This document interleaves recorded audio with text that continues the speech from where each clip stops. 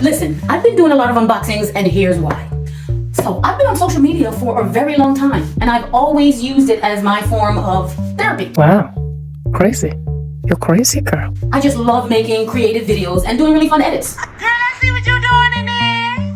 You giving your boyfriend some of that cool. As a mental health counselor, I work with a lot of clients that could be very mentally draining. So, social media is my happy place. And I just really love it here. But what's up with the support though? Can a sister get a little like, get a little share, a little comment, emoji, something? Anyway, I digress. As you guys will notice, my social media platform is all about my lifestyle, love for fashion, and being fit. Like, I'm all about just self-love and just being healthy. And that's pretty much it. I got on social media to totally just vlog and blog about just my journey and just living my best life. And then lo and behold, brands started reaching out. I'm like, hey, I like your creative videos. I like what you're doing. Can we send you some stuff?